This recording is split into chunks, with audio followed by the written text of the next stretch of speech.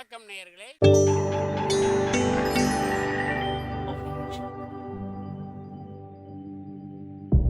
மகிழ்ச்சிக்கோர் தென்கட்சி என்ற அலைவரிசையில்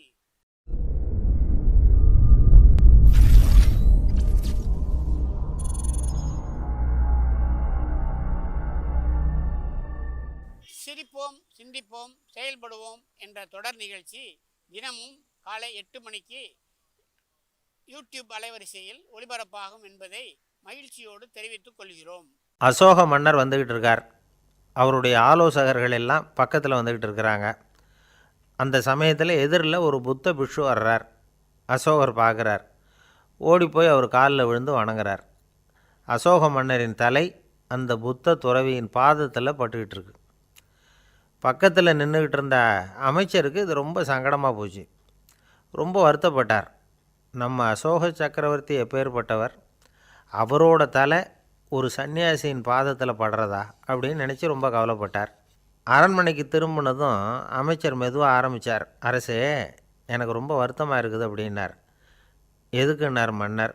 அசோக சக்கரவர்த்தியின் தலை, அதாவது அந்த சிரம், ரொம்ப மதிப்புமிக்க ஒன்று. அது ஒரு சன்னியாசியின் காலில் படலாமா அப்படின்னார். அசோகர் பதில் சொல்லலை, சிரித்தார், போயிட்டார். அதுக்கப்புறம் ஒரு சரியான சந்தர்ப்பத்துக்காக காத்துக்கிட்டு இருந்தார். ஒரு நாள் அமைச்சரை கூப்பிட்டார். எனக்கு 3 தலைகள் வேணும் அப்படின்னார். சொல்லுங்கள், கொண்டுக்கிட்டு வரேன் அப்படின்னார் அமைச்சர். அசோகர் சொன்னார், முதல்ல எனக்கு தேவையானது ஒரு ஆட்டின் தலை, 2வது ஒரு புலியின் தலை, 3வது ஒரு மனிதனின் தலை. இதுதான் அசோகர் கேட்டது.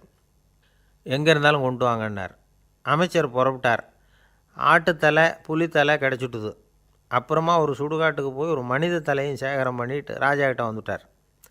அரசே, உங்கள் ஆணைப்படி 3 தலைகளையும் கொண்டு வந்திருக்கிறேன்னார். அசோகர் பார்த்தார்.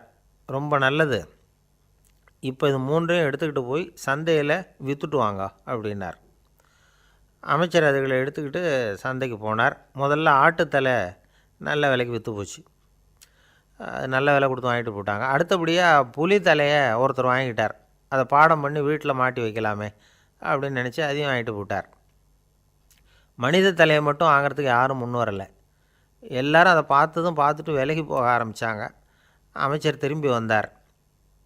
அரசே, இந்த தலையை மட்டும் யாரும் வாங்க மாட்டேங்கிறாங்க அப்படின்னார்.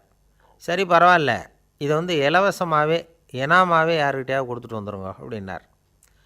அமைச்சர் மறுபடியும் சந்தைக்கு போனார். இதை இலவசமாக தரேன், இதை வாங்கிக்கோங்க அப்படின்னார். அப்பவும் அதை யாரும் வாங்கிக்கிறதுக்கு தயாராக இல்லை. மறுபடியும் திரும்பி மன்னர்கிட்ட விவரத்தை சொன்னார். இப்போ மன்னர் சொல்கிறார், அமைச்சரே, உயிர் இருக்கிற வரைக்கும் தான் இந்த தலைக்கு மதிப்பு. ஜீவன் போனதுக்கப்புறம் அதோட மதிப்பும் போயிடுது. அதனால் மதிப்பு இருக்கும் பொழுதே பெரியவர்கள் பாதம் பணிந்து அந்த புனிதத்தை பெற்றுக்கொள்ளணும் அப்படின்னார். பணிவுங்கிறது வேறு, அடிமைத்தனம்ங்கிறது வேறு. பெரியவர்களை பணிவது நமக்கு பெருமை தரக்கூடிய விஷயம். இதை மனசில் வச்சுக்கிட்டு எப்போ காலில் விழணும், எப்போ காலில் விழக்கூடாது அப்படிங்கிறத முடிவு பண்ணிக்கணும். ஒரு சாதாரண ஆள் நடந்து வந்துக்கிட்டு இருந்தார். எதிரில் வந்த ஒரு பெரிய மனுஷன் ஓடி போய் அவர் காலில் விழுந்து தன்னுடைய தலையை அவர் பாதத்தில் கொண்டு போய் வச்சார். கொஞ்ச நேரம் கழித்து எழுந்திரிச்சு வந்துட்டார்.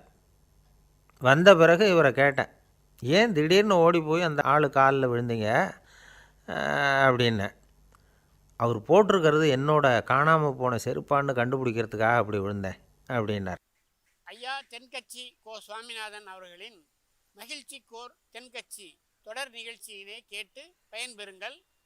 நிகழ்ச்சியினை பிடித்திருந்தால் உங்களுக்கு கமெண்ட் பாக்ஸில் உங்கள் கமெண்ட்டுகளை பதிவு செய்யுங்கள், ஷேர் செய்யுங்கள், லைக் செய்யுங்கள், கண்டிப்பாக சப்ஸ்கிரைப் செய்யுங்கள். நன்றி, வணக்கம்.